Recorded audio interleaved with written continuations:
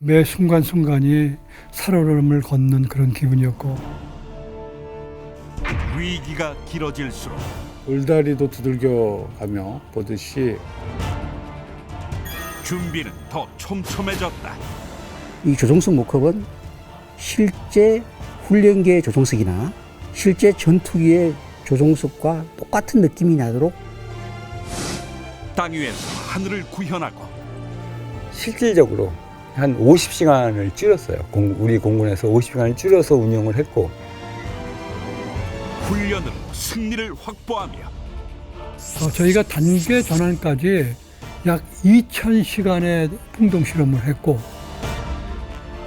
최초에서 최고를 창조하기 위해 우리 공군이 첫 번째로 대만족을 하고 있고, 세계 시장에 진출을 하고, 세계 무대에서 우리 블랙 이글 팀이 최우수상을 탄 것은 대한민국 명품 항공기 T-50 고등훈련기 개발사.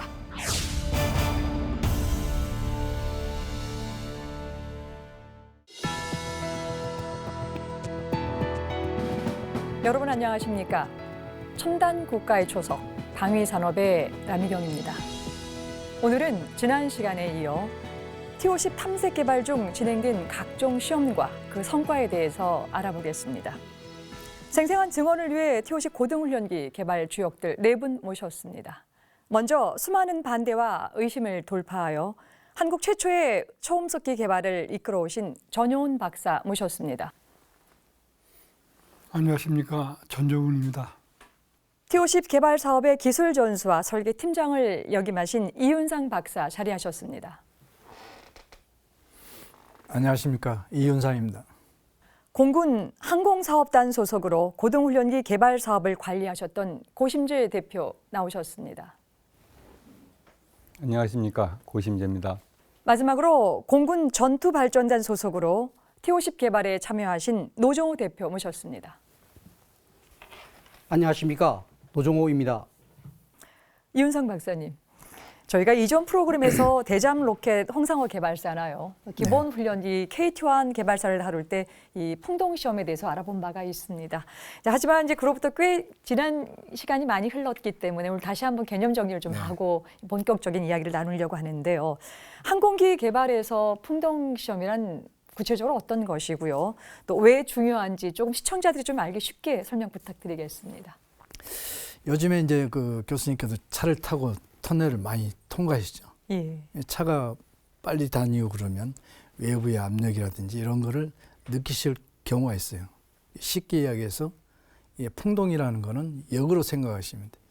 이것을 계속 시뮬레이션하고 데이터를 확보하기에 차를 달리고 데이터를 수집한다면 엄청나게 시간도 많이 걸리고 먼 길을 가야 되잖아요. 그래서 이 반대로 속에 조그만 모형이나 실물을 넣어놓고 바람을 계속 넣으면 한 위치에서 여러 가지 데이터를 얻을 수 있습니다. 이제 그런 개념으로 이제 풍동이 나오게 되는데, 쉽게 이야기해서 풍동은 공기 흐름을 검토하기도 하고 공기 흐름에 따른 그 물체의 그 현상을 검토하기 위해서 만드는 것입니다. 공기 흐름을 만들기 위해서 어떤 경우는 실물 크기도 하지만 대부분은 축소형, 저희 같은 경우는 뭐 7분의 1, 9분의 1, 15분의 1, 23분의 1, 그 많은 용도에 따라서 만들어 가지고 거기에 대한 공기력이라든지 항공기에 미치는 모멘트를 측정을 했습니다. 이제 기본적으로 이제 풍동이라는 거는 이제 공기를 어떻게 하느냐에 따라서 어떤 폐쇄 회로용의 풍동이 있고 어떤 경우는 이제 개방형으로 이렇게 설계를 하기도 합니다. 그러니까 그 용도나 이제 목적상 여러 가지 풍동을 볼 수가 있는데, 어떤 거는 실제 크기의 항공기를 집어넣고 하는 경우도 있고요. 또는 고압으로 하는 경우, 또는 저속, 고속 풍동 시험, 또는 수평으로만 있는 게 아니고 수직 풍동도 있어요. 수직. 또는 그 스핀 같은 거 현상을 보기 위해서 자유비행 시험을 하는 거죠. 그거는 어떤 숙련된 기술자가 항공기를 떨어뜨리면서 과연 어떤 형태로 떨어지는지를 보기도 하죠. 또 어떤 경우는 연기를 전면에 품어가지고 연기가 과연 어떤 형태로 공기 흐름을 연기를 통해서 쉽게 볼 수 있게 하는 경우도 있어요. 이렇듯 그 용도나 목적에 따라서 풍동 형태는 여러 가지로 볼 수가 있습니다. 이렇듯 그 풍동에서 실시하는 이게 풍동 시험은 어떤 작은 구조물을 만들어서 축소형을 만들어서 그것을 통해서 비행기의 안정성이라든지 비행기에 미치는 영향 등을 계속 측정해서 검토하는 것이 되겠습니다. 왜 이렇게 하느냐 하는 것은 모형을 작게 만들어서 이렇게 하면 반복적인 시험도 되고 또 위험도 높잖아요. 비용도 적게 들고 안전하게 시험을 할 수 있기 때문에 그렇게 하는 것입니다.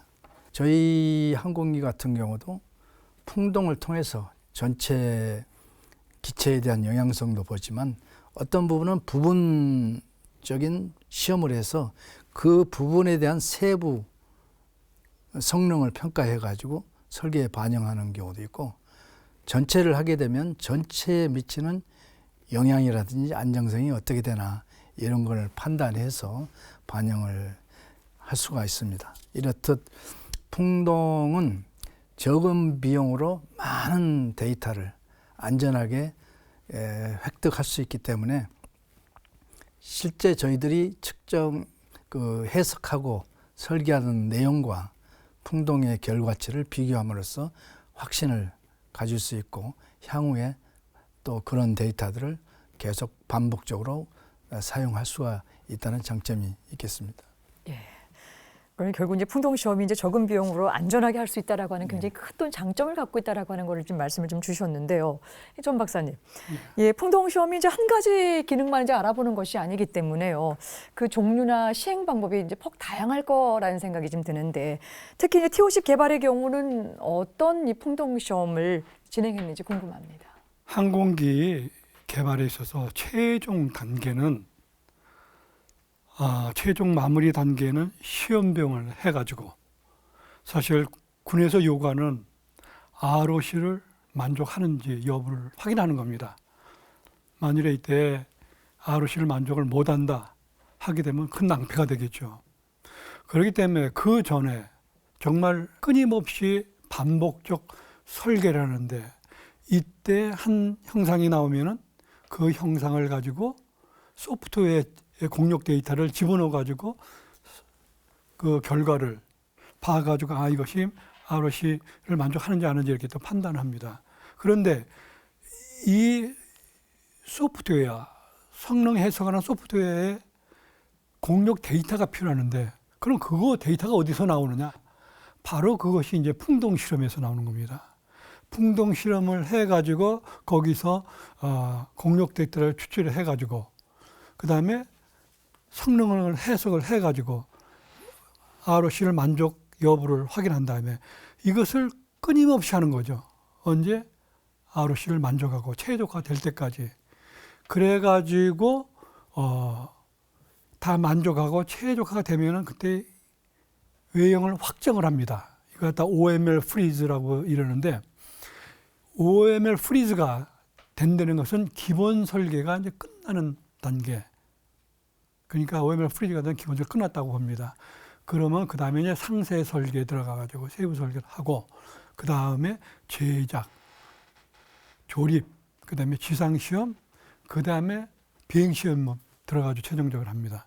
그래서 이러한 그 비행시험을 하기 전까지 끊임없이 풍동실험을 해가지고 그 결과를 예측하는데 여기에 풍동시험의 종류는 기본적으로 가장 중요한 육분력에 대한 포스 앤 모먼트. 육분력이라는 건 항공기 축이 있으면은 종축, 횡축, 수직축 세 가지 축이 있지 않습니까? 거기에 양방향으로 해가지고 두 개 해가지고 육분력이 되는데 거기에 포스, 힘이 어떻게 미치는지 그래서 모먼트가 어떻게 미치는지 이런 특성이 항공기에 그 굉장히 중요한 영향을 미치기 때문에 이런 것들을 시험하는 것들 특성이 되겠고 그다음에 구조 설계를 위한 그 프레션 로드 체크, 그다음에 스토어 세퍼레이션 풍동 시험. 이건 뭐냐면은 전투기나 훈련기들은 훈련을 할 때 실제 폭탄이나 어떤 외부 장착물을 달고 가지 않습니까? 필요할 때 투하를 해야 된단 말이에요. 그런데 이 투하한 것이 그대로 얌전하게 밑으로 떨어지면 다행인데 이것이 날아다니는 물체이기 때문에 막 올라가가지고 한국 그 비행기를 막 쳐가지고 사고 나는 경우가 많았습니다. 그래서 이런 것에 대한 특성이 어떤 건지도 좀 시험하고, 그 다음에 어떤 그 플러터라는 항공기가 어떤 속도에 가면은 갑작스러운 진동이 있어가지고 구조적 파괴를 야기하는 그런 거 시험. 이런 것들이 있습니다. T-50 초음속에서는 아음속에서 필요한 풍동 실험을 모두 다 합니다.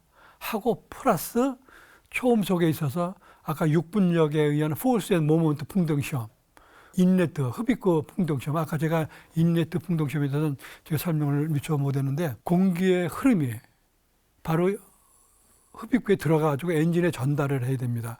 근데 이것이 흡입구가 잘못 설계되면은 이 공기에 아주 공기 흐름이 일정하게 들어가는 게 이제 와류가 생겨가지고 실제 엔진에 들어갈 때는 그것이 엔진의 성능을, 엔진 스토리에 들어간다든가 이런 경우가 있습니다. 그래서 인렛들을 특별히 제작을 해가지고 따로 한국이 전체로 하니까 그 부분만 해가지고 또 실험을 합니다. 이런 것까지 해가지고 저희가 단계 전환까지 약 2,000시간의 풍동 실험을 했고, 체계 개발 때까지 약 한 8,000시간을 이렇게 했습니다. 이렇게 함으로써 계속 데이터를 받아가지고 또 소프트웨어로 돌려가지고 성능 해석을 하고 만족도 여부, 끊이면은 반복, 결국 나중에 이제 비행시험으로 이거를 만족도를 확인한다는 것. 이렇게 저희들이 풍동 실험을 해 왔습니다. 예. 잘 알겠습니다. T-50 탐색 개발 과정에 진행됐던 이 풍동 시험 이야기는요, 좀 후에 좀 더 구체적으로 좀 살펴보기로 하고요. 오늘은 이제 모컵 이야기도 좀 들어볼 텐데, 역시 기본 개념부터 좀 정리해 보겠습니다. 노 대표님, 우리가 지상무기 체계나 해군 함정 개발 과정에도요, 이 모컵 제작이 소개된 바가 있고요. 그 당시 이제 실물 크기로 만들어낸다라고 하는 정도로 좀 개념 정리를 좀 했었었는데, 이 공군 항공기를 개발할 때는 언제 이 모컵을 제작을 하고요, 또 주로 어떤 용도로 사용하는지 궁금합니다. 그 당시까지만 해도 항공기를 개발할 때는 항공기 기체 전체를 모컵으로 제작하고 또 일부인 조종석을 또 모컵으로 제작하는 것이 전통적인 방법이었습니다. 그래서 반면에 현재 와서는 항공기 기체 전부는 모컵을 제작하지 않고 컴퓨터 모컵으로 대체하고 있습니다. 반면에 조종석 모컵은 전통적으로나 현재까지도 반드시 제작해야 되는 그런 용도로 사용하고 있습니다. 조종석 모컵은 조종사와 항공기 간의 교감, 또 조종을 어떻게 할 것인지 인터페이스 문제이기 때문에 상당히 필수적인 요소고 굉장히 중요한 요소가 되기 때문에 반드시 모컵을 제작해서 이렇게 하게 되어 있습니다. 특히 스틱이라고 불리우는 조종관의 위치를 어떻게 할 것인가, 또 계기 판넬을 어떻게 배치할 것인가, 그리고 조종석의 시계는 양호한 것인가, 이런 것을 검증하는 데 사용하겠습니다. T-50 프로그램에서는 탐색 개발 마지막 단계에서 조종석 설계를 하여는 조종석 모컵을 제작했습니다. 이때는 저희 연구원들이 이제 개념적으로 설계한 것을 구체화하고 또 스스로 검증도 하고 또 우리 연구팀들 내부적으로도 객관적으로 평가를 받고 외부적으로도 평가를 받는데 사용하기 위해서 탐색 개발 마지막 단계에서 제작을 했습니다. 네, 잘 들었습니다. 고심주 대표님, 이제 우리가 오늘 이제 마지막으로 이제 알아볼 이제 주제가요, 토탈 트레이닝 시스템인데요. 줄여서 보통 이제 TTS라고 부르기도 하고, 또 우리말로 굳이 또 고쳐서 부른다라고 한다면 이 종합훈련 체계 정도가 좀 될 텐데요. TTS는 정확하게 어떤 개념을 갖고 있는 것이고요. 또 이게 좀 상당히 좀 중요할 것 같은데 어떤 측면에서 중요한지 설명 부탁드리겠습니다. 이제 종합훈련체라고 말씀해 주셨는데 T-50 자체가 조종사를 양성하기 위한 훈련기를 만드는 사업입니다. 그런데 과거에는 우리나라에서 이제 미국에서 이제 무상으로 제공하거나 또는 유상으로 구매한 그런 이제 그 비행기를 가지고 우리나라 조종사를 양성하는데 그 사용했죠. 그래서 그때는 훈련 시스템 자체가 최적화된 게 없었어요. 그러니까 남이 쓰다가 또는 이제 만들어서 판매한 비행기를 우리나라 조종사를 훈련하는데 이제 쓰는, 그러니까 좀 비체계적이고 비효율적인 그런 이제 시스템을 우리 공군이 운영하고 있었습니다. 사실 이제 KT-1 같은 경우도 처음부터 종합훈련체계라는 개념이 없이 훈련기 자체로만 이제 그 개발해서 만들었던 비행기고, 그러다 보니까 우리나라 공군에서 요구하는 그 전투기 조종사를 양성하는데 최적화되지 못한 그런 이제 어떤 그 부분이 좀 있었습니다. 그런데 이제 TOC 그 종합훈련 체계는 어차피 고등훈련기를 개발하면서 훈련 시스템도 그 TOC에 최적화된, 그리고 이제 조종사 양성이 가장 효율적이고 비용이 적게 드는 그런 시스템을 만들자는 게 이제 종합훈련 체계의 목표였습니다. 이 종합훈련 체계에 들어가는 내용들을 보면 그나마 이제 적은 숫자이긴 하지만 공군의 조종사를 훌륭한 전투 기량을 갖추게 하기 위한 이제 시스템이라는 거죠. 그래서 통상적으로 민간 항공 쪽에서 쓰고 있지만 이제 시뮬레이터가 이제 대표적인 어떤 그 훈련 장비이고, 그 외에도 그 요새는 이제 전자식 강의실이나 혼자 할 수 있는 컴퓨터 지원 학습 그런 내용들이 이제 그 패키지 안에 포함이 됩니다. 근데 그게 이제 일반적인 상황으로 남들이 시뮬레이터 만들었으니까 우리도 갖겠다 이런 거는 아니고요. 그런 거보다는 항공기는 이제 그 조종사 훈련하면 비행하려면 비용이 많이 든단 말입니다. 시간도 걸리고. 근데 그 항공기를 타는 횟수를 가능하면 이제 좀 줄여서 그 우리나라 상황에 최적화시키고, 그 비행 훈련으로 할 수 없는 부분을 시뮬레이터나 어떤 지식적인 기량을 향상하는 CBT나 전자식 강의실 이런 것들을 통합적으로 이제 연결해 놓은 그런 조합된 내용을 이제 한마디로 말씀드리면 이제 종합훈련 체계라고 부르는데, 그 중요성이라고 보면 그 전에 우리 공군이 썼던 훈련 체계는 기종이 바뀌거나 또는 이제 어떤 훈련 상황들이 최근에도 그런 게 발생하지만 갑자기 이제 민간 조종사로 많이 이렇게 배출이 되고 빠져나가면 거기를 이제 그 보충하기 위해서 공군 내부의 전투 조종사를 또 양성 소요가 갑자기 증가되고 막 이런 경우들이 많이 있었죠. 그런데 과거에 이제 외국 비행기를 사다가 썼던 고정된 훈련 시스템에서 그걸 융통성 있게 이렇게 공군이 대체할 수가 없어요. 그런데 이제 TOC는 처음 설계 단계부터 그런 것을 모듈화한 어떤 블락들로 구분을 해서 실라버스라고 그러죠. 전체 비행훈련 과정을 이제 구성을 했기 때문에 나중에 이제 공군에서 어떤 그 훈련 상황이 변해도 여기에 이제 능동적으로 대처할 수 있는 그런 시스템을 이제 공군이 갖게 되었다. 그렇게 일단 말씀드리겠습니다. 예. 고등훈련기 조종사들 양성하기 위한 종합훈련 시스템 정도로 이해를 하고서 우선 이 정리를 좀 하겠습니다. 네네. 이윤상 박사님, 네. 이제 풍동 시험을 하려면은 무엇보다도 풍동 시험장이 좀 있어야 될 것 같은데요. 그 TOC 개발 당시에 우리나라의 풍동 시험장 상황이 어땠는지 좀 궁금한데 어떠셨습니까?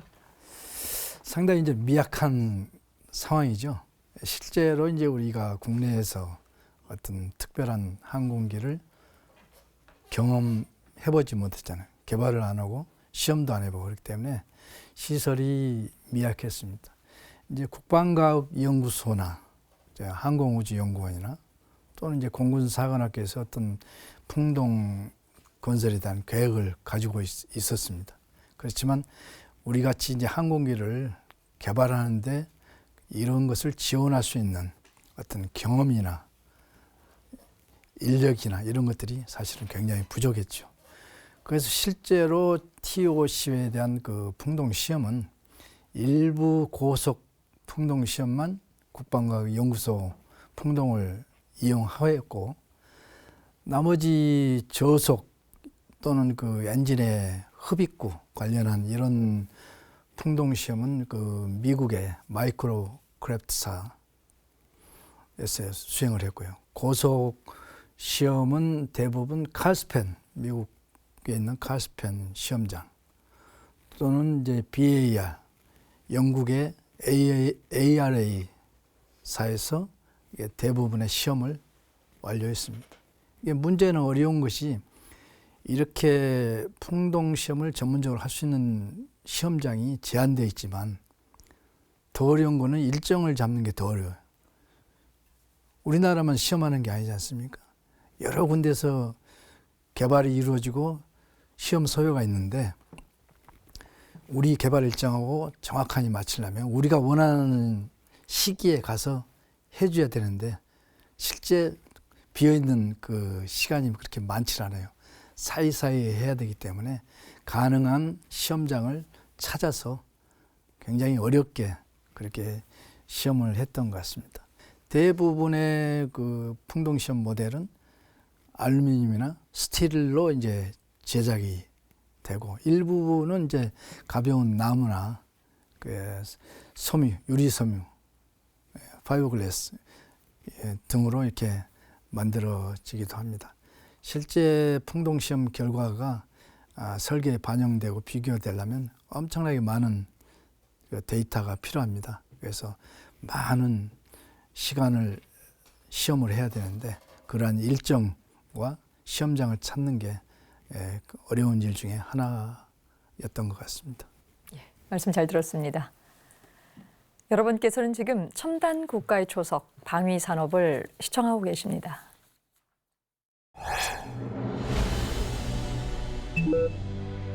풍동 시험이란 인공적인 공기의 흐름으로 바람이 물체에 미치는 영향을 알아보는 시험이다. 풍동 시험의 역사는 무려 18세기까지 거슬러 올라간다. 영국의 수학자이자 엔지니어인 벤자민 로빈스는 1746년 항력 측정과 항공이론 실험을 위해 월링암이라는 장치를 개발한다. 원심력을 이용해 항력을 측정하는 이 장치를 통해 공기 저항이 비행체의 중요한 요소라는 사실이 증명된다. 1871년 프랭크 웬햄은 세계 최초로 공기터널 풍동을 설계한다. 증기로 추진되는 팬이 공기를 튜브로 흘려보내 모형 항공기의 비행과 항력 그리고 양력의 효과를 만들어내는 아이디어였다. 1901년 라이트 형제 또한 플라이어 개발 과정에서 비교적 간단한 형태의 풍동을 사용했다. 제2차 세계대전 이전 독일 과학자들은 공군 항공기 개발을 위해 천연 동굴을 확대해 대형 풍동을 건설하기도 했으며 이후 풍동 시험 시설은 항공 우주 분야의 필수 기반 시설로 발전해왔다.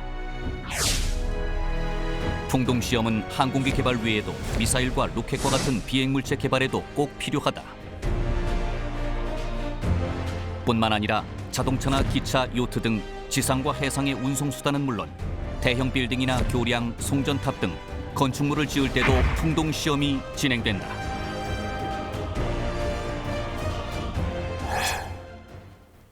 네, 자료화면 잘 봤습니다. 이윤성 박사님, 실제 이제 고등훈련기 탐색 개발 중에 얼마나 다양한 이제 시험을 했는지도 이제 궁금한데요. 특히 이제 어려웠던 시험이나 기억에 남는 또 시험이 있을 텐데 어떤 걸 소개하시겠습니까? 예, 그 당시에 이제 국내에는 이제 특별하게 그 항공기 개발 관련한 시험 시설이라든지 전문 인력이 충분히 있지 않았어요. 그렇기 때문에 대부분의 시험은 국내보다는 해외의 장비나 시설 또 선진 항공사의 어떤 그 조언을 받아서 많이 했던 것 같습니다. 항공기 개발을 위해서는 많은 시험이 필요합니다. 항공기 조종사의 탈출, 사출 시험이라든지 착륙 장치, 또 각종 세부 계통에 대한 시험, 전기 전자의 장비에 대한 시험, 또 환경 관련한 시험 등이 많이 이루어져야 되는데 안원 그 내부에서의 어떤 능력이 안 되기 때문에 이러한 것들을 다 해외에서 수행을 했던 것이 큰 어려움 중에 하나죠. 특히 이제 더 어려웠던 거는 우리 엔지니어들이 그러한 시험들을 전에 이렇게 해보지 못했고 또 국내에 시설이 없기 때문에 이러한 그 준비라든지 계획부터 엔지니어들이 해야 되거든요. 그래서 거기에 해당되는 분들은 특별히 더 어렵고 힘든 시간을 갖지 않았을까 이렇게 생각을 하고 있습니다. 예, 알겠습니다. 이번에는 T-50 탐색 개발 중 진행된 시험 중에 이제 모컵 이야기를 이제 구체적으로 좀 살펴보겠는데요. 노 대표님, 이제 우리 방위산업 초기에 진행됐던 무기체계 개발 자료들 쭉 훑다 보면요, 이 모컵을 만드는 일이 또 그렇게 여의치 않은 일이었다고 합니다. 그러니까 T-50 고등 훈련기의 이 모컵 제작 과정도 좀 궁금한데요. 어떻게 진행됐습니까? 예, 그 목합의 목적이 이제 설계를 검증하고 또 객관적으로나 외부적으로 평가를 받는 그런 기능을 한다고 말씀을 드렸는데, 저는 이 탐색 개발의 결과물로서 누구도 볼 수 있고 만질 수 있는 결과물로 봤습니다, 목합을. 그래서 이 목합을 어느 정도 수준으로 만들 것인가 하는 것이 문제였습니다.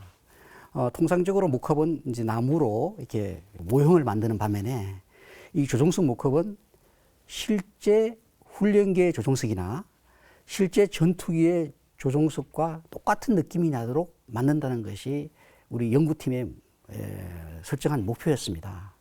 그러다 보니까 실제로 탈출 자석도 실제 탈출 자석을 장착을 했고, 그리고 항공기 조종석에는 MFD라고 불리우는 다기능 시험기를 장착했고, 계기도 실물 계기 그리고 디지털 계기를 장착하는 것으로 이렇게 설정을 했습니다. 문제는 실물 느낌이 나는 조종석을 만든다 보면 비용이 이제 상승하게 되고 막 그렇습니다.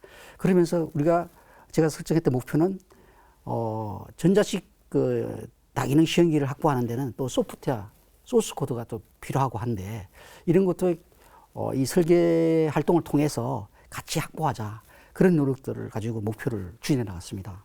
그래서 비용이 상당히 소요됐는데, 그때 우리 설계 책임자였던 전용 박사님, 그 프로그램 책임자였고, 또 설계를 책임지셨던 이윤사 박사님의 그 지대한 관심 덕분에 그런 목표를 상당히 이룰 수 있었습니다.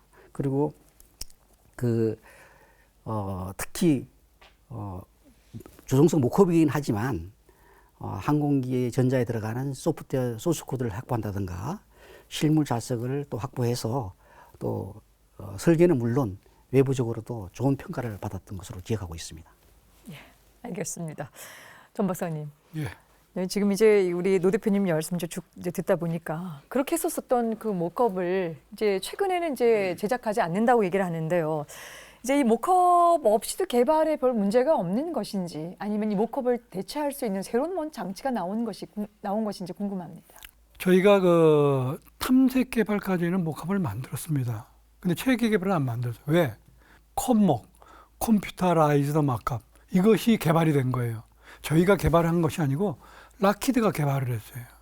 락히드가 해가지고 자기네들 비행기 개발하는데 한 번도 써보지도 않았어요. 그걸 저희에게 준 거예요, 체계 개발 때.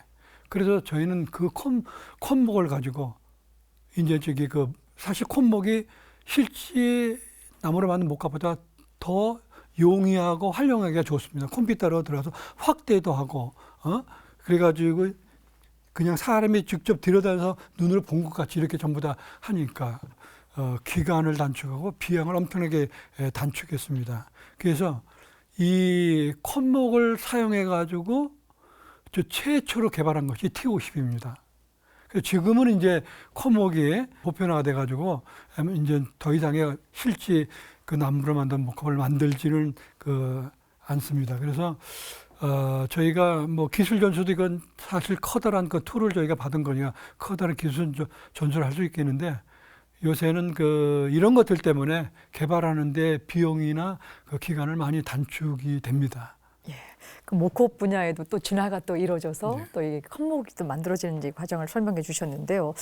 그렇다면 실제 크기랑 똑같은 이 모컵이 어떻게 실제 활용됐는지 좀 궁금한데요. 노 대표님, 예. 이제 고등훈련기 조종석을 설계할 때 이 모컵을 기묘하게 지금 또 활용했다고 하는데 어떤 식으로 설계에 좀 활용했습니까? 네, 그 당시에 이제 모컵을 만들어서 우리 엔지니어들이 그 구성 부품이라든가 이게 설계를 해서 그 설계대로 잘 구현이 되는지를 이제 점검을 했고, 또 이 조종석을 어떻게 설계를 해서 인터페이스를 할 것인가 하는 것도 이제 검토를 해야 되기 때문에 했는데, 당시에 이제 가장 큰 이슈 중에 하나가 그 항공기를 조종하는 조종관을 어디다 둘 것인가 하는 문제였습니다. 그때까지만 해도 모든 훈련기는 전부 조종사 무릎 사이에 조종관이 위치하게 돼 있었습니다. 그런데 저희가 그때 기술을 전수받으면서 이제 앞으로 미래의 항공기는 기계식으로 조종사 무릎 사이에 두는 센터 스틱이 아니라 전자식으로 가는 사이드 스틱 개념으로 간다는 것이 우리가 이제 파악을 한 사항입니다. 이것이 가장 큰 이슈였습니다. 그래서 저희는 이제 앞으로 20, 30년 후에 훈련기나 전투기를 대비해야 되기 때문에 이 문제를 가장 심도 있게 다루었어요. 그래서 미공군의 그 사례라든가 미공군 조종사들의 의견도 수렴하고, 특히 또 수요군인 우리 한국 공군들의 그 의견도 많이 수렴했습니다. 의견을 수렴해 보면 미공군은 한 5대5 정도의 의견이 나왔어요. 뭐 세나 스틱을 선호한 집단, 또 사이드 스틱을 선호한 집단, 또 한국 공군의 경우에는 대부분 많은 경우에 자기가 익숙했던 조종관을 무릎 사이에 두자, 그런 의견들이 많이 나왔습니다. 그럼에도 불구하고 설계 엔지니어들은 설계상의 이점이라든가 결함을 줄이는 측면에서 전자식 조종관이 좀 유리하다 이렇게 봤고, 그리고 기술적인 결함을 줄이고 공간을 줄일 수 있다는 측면에서, 그래서 이제 그것을 수요군하고 현장에 나와 있는 공군 대표들하고도 의논을 한 결과, 일단은 탐색 개발 단계에서는 모형으로 사이드 스틱을 만들고 이것을 수요군이라든가 이런 데 홍보를 하자, 이렇게 이제 결론이 돼서 사이드 스틱에 뒀습니다. 그리고 이 탐색 개발에서 많은 다큐멘터들이 생산이 되는데, 실제로 비전문가들이 볼 때는 볼 수 있는 게 사실 아무것도 없지 않습니까? 그래서 저희는 우리가 실물 항공기의 조종석처럼 느낌이 되도록 그렇게 만들어졌기 때문에, 그걸 보는 순간 우리도 뭔가 만들 수 있다는 자신감을 불러일으키게 만들었던 것 같고요. 아마 조종석 목합은 컴퓨터 목합이 현재 많이 일반적으로 하고 있지만은, 궁극적으로는 반드시 그 목합을 만들어서 최종적으로 테스트 파일로트나 설계자들이 많이 사용하게 되겠습니다. 예. 말씀 잘 들었습니다. 여러분께서는 지금 첨단 국가의 초석 방위 산업을 시청하고 계십니다.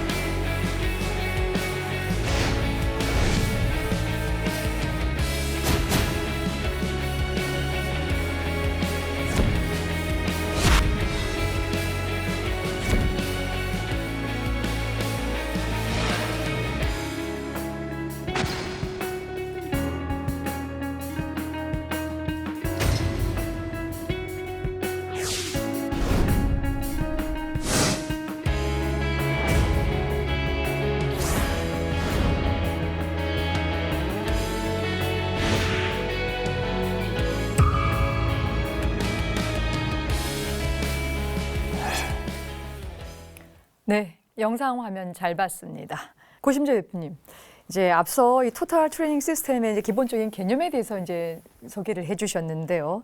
이 TOC 고등훈련기의 TTS 어떤 과정을 통해서 개발이 됐습니까?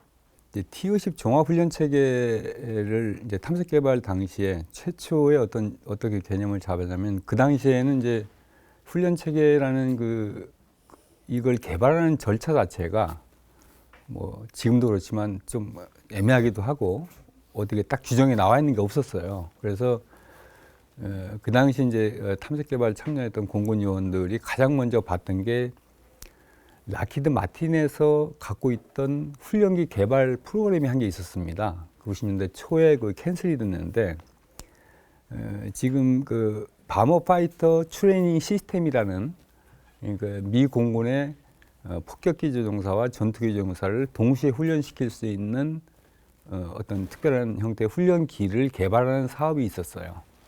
그런데 그 사업을 하기 위해서 이 락히드 마틴에서 토탈 트레이닝 시스템이라는 용어를 붙여서 비행기뿐만 아니고 비행기는 훈련을 위한 한 장비로 보는 거죠. 그러니까 비행기뿐만 아니라 그걸 지원하는 여러 가지 훈련 시스템들을 종합해 놓은 그런 시스템의 개발 계획을 초안을 갖고 있었는데 그 당시 이제 우리 공군 파견 요원들이 그걸 분석해서 우리도 체계 개발을 가면 비행기뿐만 아니고 훈련기를 개발하니까 훈련 시스템을 구축해야 되겠다. 이제 그런 개념으로 연구를 한 거죠. 연구를 했는데 절차는 당시에 이제 미 공군에서는 교육 훈련 체계 개발이라는 핸드북이 있었어요. 그걸 이제 ISD라고 하는데 Instructional System Development라는 프로그램 절차서가 있었습니다. 근데 그 절차서를 이제 충분히 습득을 하고 이렇게 해서 개발하면 우리도 가장 효율적인 훈련 체계가 개발이 될 거다. 그렇게 판단을 하고 그 부분에 대해서 이제 연구를 많이 했습니다. 근데 공교롭게 이제 미 국방부가 훈련기를 계속 이제 고등훈련 개발하는데 비용이 많이 드니까 그 당시 이제 미 국방부도 여러 가지 KF-X나 F-16 업그레이드 성능 사업 이런 것들 때문에 예산이 부족했던 그런 상황입니다. 그러니까 이제 그 당시 미국에서 볼 때는 낮은 기술 수준의 훈련기는 더 이상 개발 안 한다, 사다 쓴다 이런 개념으로 해서 모든 훈련기 개발 프로그램을 미 국방부에서 다 취소시켰어요. 그러다 보니까 이제 락히드의 바머 파이터 트레이닝 시스템도 캔슬이 됐고 그래서 결국은 이제 TOC이 종합훈련 체계로 전 세계에서 유일하고 최초로 이제 적용해서 개발한 그런 사례가 됐습니다. 간단하게 이제 ISD라는 절차, 그러니까 Institutional System Development라는 절차를 간단하게 한 4가지 단계로 구성이 되는데요. 처음에는 훈련 상황 분석을 먼저 합니다. 이제 훈련 상황 분석에서는 뭘 하냐면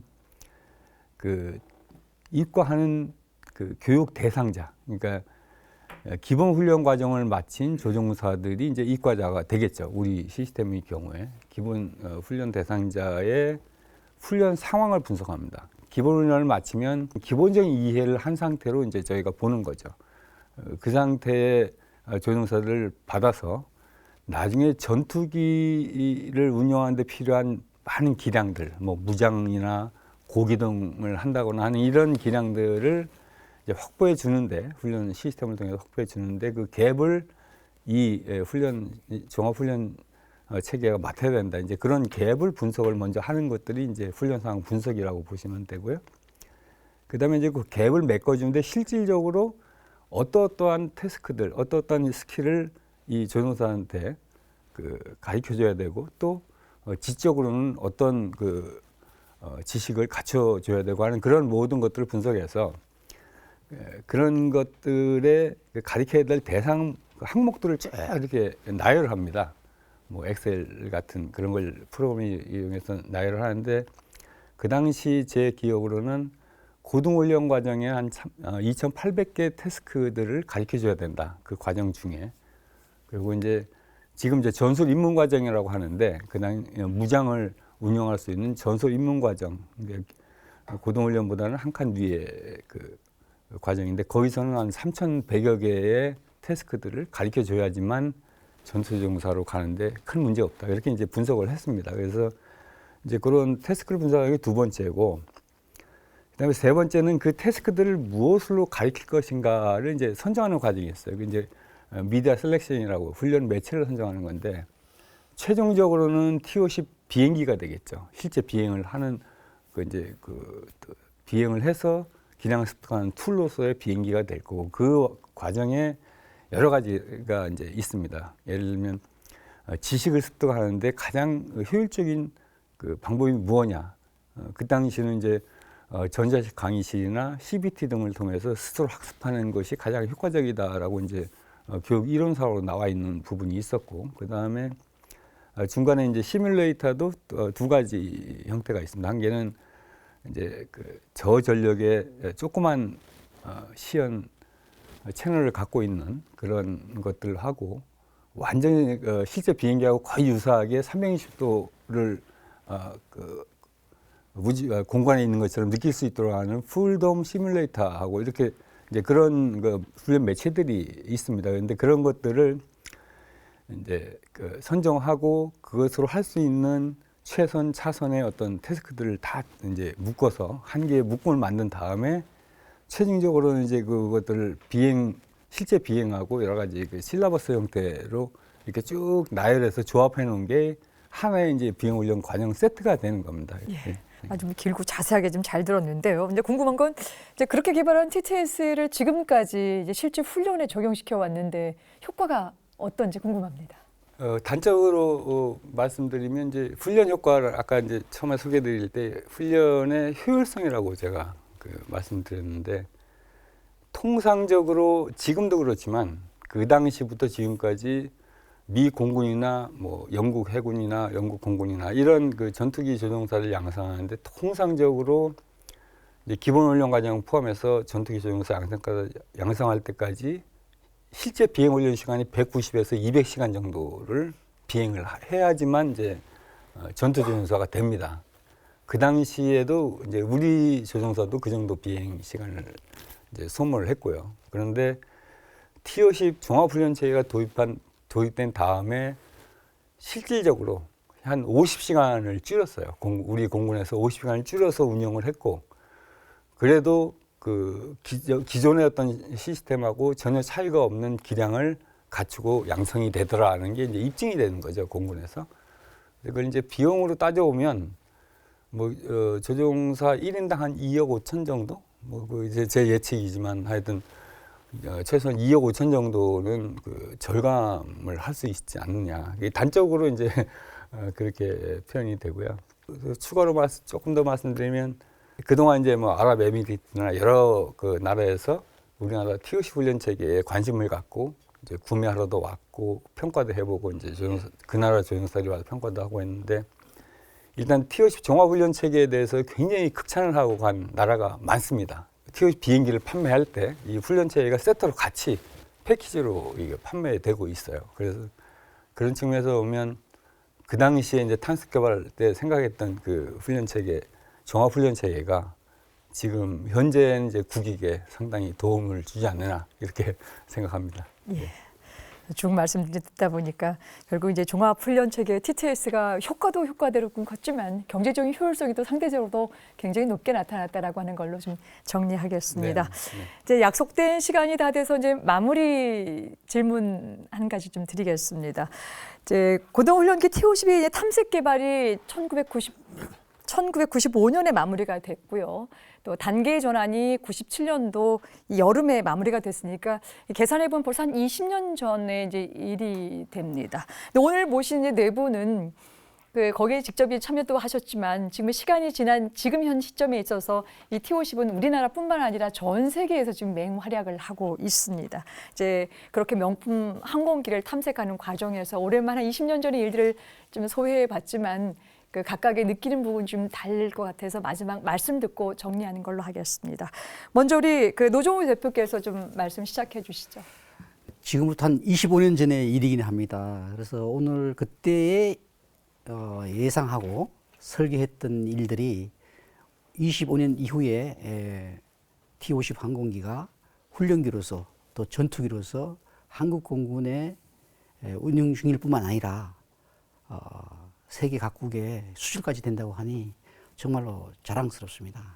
특히 T50을 통해서 우리가 가장 확보했던 기술은 체계 종합 기술입니다. 즉 항공기를 처음부터 세계 총체적으로 만들어낼 수 있는 또 양산까지 할 수 있는 그런 기술을 확보했기 때문에 상당한 자신감이 붙었습니다. 그래서 5세대 항공기든 6세대 항공기든 설계 기술만 확보하면 체계 종합 기술을 갖고 있기 때문에 가능할 수 있다고 봅니다. 그렇다면 우리가 어떤 항공기를 확보하는 것이 좋을 것인가 하는 것도 고민해 볼 필요가 있다고 생각합니다. 예, 고맙습니다. 이번엔 고심재 대표께서. 네, 이제 훈련 체계 입장에서 말씀드리겠습니다. 사실 종합훈련 체계 그 당시에 참 그 남의 거 이제 미국에서 했던 거를 보면서 만드는데 사실은 이제 성공했다고 저는 판단을 하고요. 요즘 그 관련 컨퍼런스를 가보면 전부 다 LVC 쪽으로 다 이렇게 이제 하는데 우리나라만 거의 LVC에 대해서 아무런 성장 동력이 없는 상태로 가고 있습니다. 그런데 탐색 개발에서 예측해서 한 것과 마찬가지로 그때 거울 삼아서 지금이라도 늦지 않았으니 우리나라도 이제 LVC를 위한 그런 그 새로운 패러다임과 추진력이 좀 확보됐으면 합니다. 예, 이상입니다. 예. 이번엔 이윤상 박사께서. 네, 오랜 시간이 지났지만 T50이 이제 국내뿐만 아니고 국외에서도 인정을 받고 있기 때문에 거기에 참여한 개인적으로는 큰 보람과 자부심을 느끼게 되고요. 또 그 프로그램에 오랜 기간 같이 어려운 점도 많았지만 참여할 수 있는 기회를 갖는 데 대해서 굉장한 자부를 개인적으로 갖고 있습니다. 잘 아시다시피 이제 항공 우주 분야가 정부의 정책적 지원이 굉장히 필요한 부분입니다. 그래서 이러한 부분에 대해서 정부에서 지속적으로 좀 관심과 지원을 해줬으면 좋겠고요. 이 프로그램에 계속 그 대담 프로에 나와서 보니까 국방 TV에서 이 프로그램을 만들어 주신 것에 대해서 상당히 감사를 느끼게 됩니다. 굉장히 중요한 기록이고 의미가 있는 내용이거든요. 그래서 앞으로도 우리 후배들이 이러한 프로그램이나 기록들을 보고 그런 경험들을 거울 삼아서 더욱더 발전시켜 줬으면 좋겠다 하는 생각을 하게 됩니다. 네, 마지막으로 우리 전용훈 박사께서. 정말 지금 생각하면 꿈만 같은 일입니다. 맨 처음에 시작할 때는 어느 누구도 이 사업이 갈 거라는 거, 어느 누구도 이 사업이 성공할 거라는 생각하지 않았는데 이 사업이 탐색 개발이 끝나고 체계 개발로 연결이 되고 이것이 개발이 성공이 되는데 정말 초기 탐색 개발 때는 너무나 난관이 많았습니다. 그때마다 매 순간순간이 살얼음을 걷는 그런 기분이었고 하나하나 그걸 파헤쳐 나가면서 역경을 들여가지고 체계 개발에 가지고 성공을 했는데 정말 개발을 해놓고 우리 공군이 첫 번째로 대만족을 하고 있고 그 다음에 세계 시장에 진출을 하고 그 다음에 세계 무대에서 영국 판보로 에어쇼나 이런 데서 우리 블랙 이글 팀이 그 최우수상을 T50으로 최우수상을 탄 그런 것은 바로 우리 T50의 항공기가 최고의 항공기라는 걸 입증하는 그런 계기가 되겠습니다. 이어서 또 FA가 또 세계 시장을 누비고 진출하게 되고 또한 이런 것이 국가 위상을 제고시켰고 이런 것이 정말 감개무량합니다. 저는 이번 2개를 통해서 그때 고생 많았던 참여했던 엔지니어들의 노고를 정말 취하고 정말 앞으로 우리 항공산업이 정말 보다 자주 능력을 갖는 그런 방향으로 향했으면 좋겠습니다. 감사합니다. 네. 오늘 네 분의 생생 말씀 고맙습니다. T50 고등 훈련기 탐색 개발은 힘겨운 도전의 연속이었습니다. 그러나 골든 이글 팀은 단 한 번도 포기하지 않고 소중한 결과물을 남겼습니다. 도전은 여기서 끝나지 않았습니다. 다음 시간부터는 T50 고등 훈련기의 체계 개발편을 이어가겠습니다. 시청해주신 여러분 고맙습니다.